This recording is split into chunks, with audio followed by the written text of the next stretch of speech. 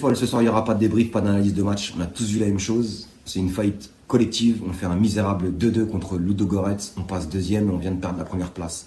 Donc frustrant, déçu, et je dirais même honteux. Bref. Donc on a tous vu la même chose. Des joueurs, quelques joueurs bons, d'autres beaucoup moins bons. Des joueurs qui se sont battus, et il n'y en a pas beaucoup, et d'autres qui ne se sont pas battus du tout. Je dirais aussi que, à l'entrée du match, quand j'ai vu la compo, franchement j'étais happy, j'étais positif. Donc j'aurais émis aucune critique sur Unai Emery ce soir s'il n'avait pas fait des changements bizarres en fin de match. Quand tu vois que les gens sont cuits comme Di Maria, avec tout le talent qu'il a, mais en ce moment il n'est pas dedans. Fais-le sortir et fais rentrer un attaquant frais. Ou d'autres, même Lucas qui était plus frais en fin de match, et pourtant qui n'a pas fait un mauvais match. Fais rentrer un attaquant frais. Pourquoi tu nous rentres des latéraux? À quoi ça sert en fin de match quand tu perds 2-1?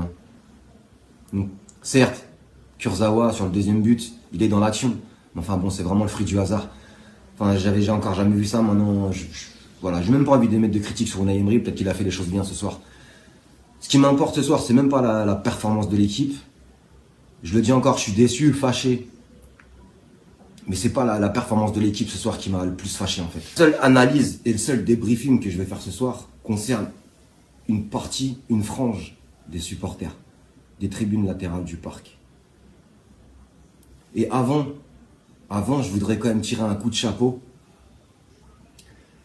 au virage. Parce qu'ils ont chanté même après la fin du match, au coup de sifflet final, 2-2, après un misérable 2-2 contre le Ludogorets, ils étaient encore en train de chanter. Ils ont chanté après le premier but, quand on était mené 1-0, ils ont chanté encore à la mi-temps, et ils ont chanté pendant 95 minutes. Donc, rendons leur hommage à eux et remercions-les. Parce que, du côté des tribunes latérales, pas tous, hein, on va pas généraliser, mais une partie des supporters. Quand tu siffles ton équipe au bout d'1-0, quand tu siffles ton équipe à la mi-temps, c'est quoi votre problème en fait? Je comprends pas. Même si l'équipe fait une piètre performance au pire, à quoi ça va vous servir de siffler votre équipe en fait? J'arrive pas à comprendre ce truc-là. Ça fait 25 ans que je suis ce club, j'ai jamais compris ce genre de choses. Pourtant, moi je critique les joueurs, ou je critique le coach. Mais entre eux, émettre une critique, émettre un jugement sur la performance d'un joueur ou d'un entraîneur, il y a 2 planètes d'écart avec siffler son équipe dans le stade. Quand tu siffles ton équipe dans le stade, c'est que tu la soutiens pas.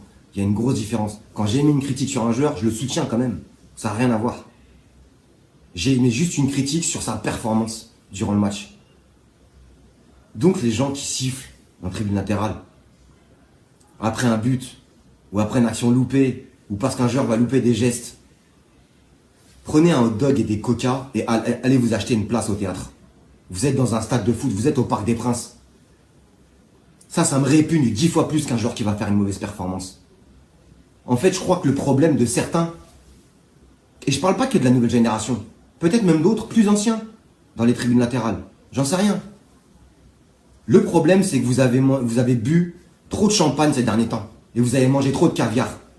Et là, on vous a remis avec du blini et des œufs de limpe, et du champomis, et ça vous débecte. Bah c'est comme ça, c'est la vie. C'est comme ça, c'est le football. Je me demande si certains ont vécu les époques et les trous noirs que j'ai vus. Les années dans le ventre mou, l'année où on joue la relègue, le dernier match contre Sochaux.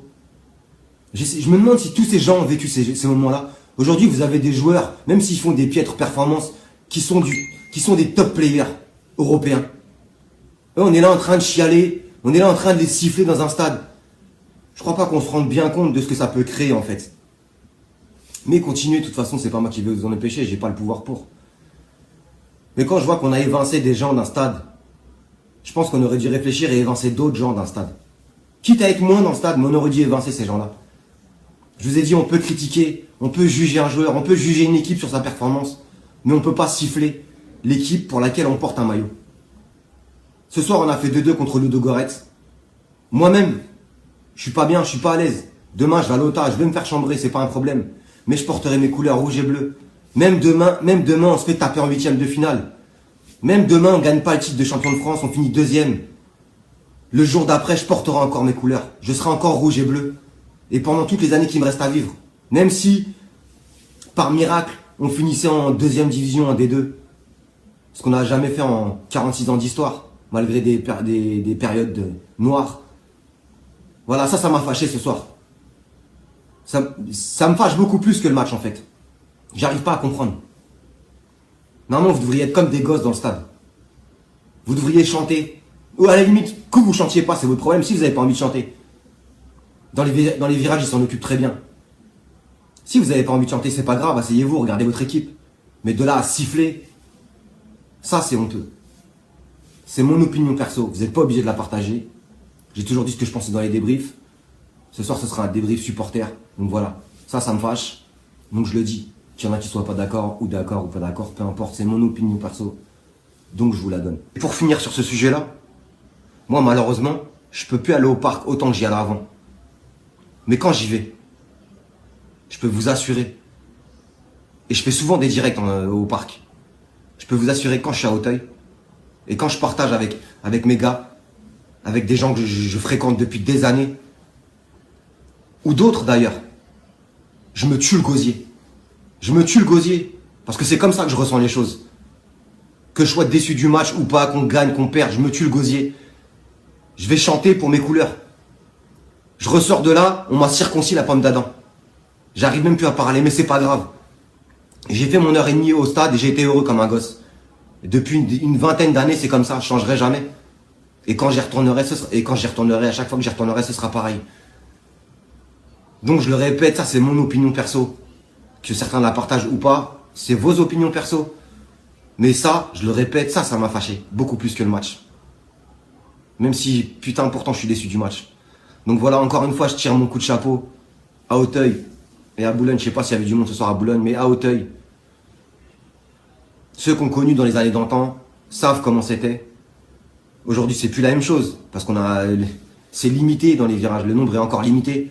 Mais ça reviendra, si Dieu le veut, ça reviendra encore.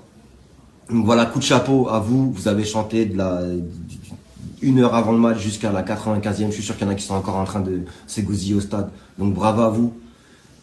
Force à vous surtout. Voilà. Donc ça, c'était le débrief de ce soir. Il n'y a rien de spécial à dire. On est tous frustrés, on est tous fâchés. C'est comme ça, c'est le foot. C'était une faillite collective ce soir, comme ça l'a été contre Montpellier. Le football, c'est ça des fois. On a beau être meilleur que les autres. Des fois, on réussit pas ce qu'on veut faire. On n'est pas bon. On a des jours moins, des jours sans, des jours avec. C'est comme ça, c'est le football, c'est le sport. Faut l'accepter. Ça m'empêchera pas de me mettre devant ma télé dimanche ou d'ailleurs au parc peut-être et de regarder PSG Nice et de supporter mon équipe. Et même si on perd contre Nice, je supporterai encore mon équipe. Voilà les fous, voilà les folles. Ah oui, bien sûr, j'en place une parce que bien sûr, je sais qu'on va déjà recommencer à recevoir des messages et demain matin, ça va durer jusqu'à ce week-end. Donc, pour la secte Chavroux, bien sûr, c'est de vous dont je parle. Ce soir, mon planning, c'était Coupe d'Europe. Vous, c'était ça.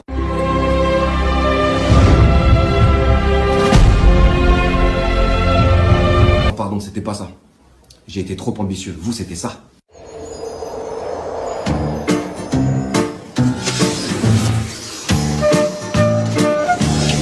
Et je vous rappelle, entre autres, qu'après la déculottée à Monaco, vous aviez tous coupé vos lignes téléphoniques et vos lignes internet. Vous étiez introuvables. Même Ben Laden est un petit joueur à côté de vous.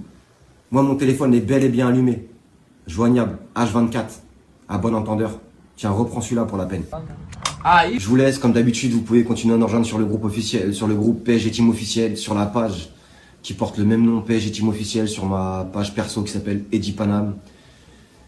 Et pareil pour le frelon, Sabri, Parisien, Orient, vous connaissez les dossiers. Voilà l'équipe, je vous souhaite tout de même une bonne fin de semaine. Prenez soin de vous et de vos proches. Et allez Paris. Ciao.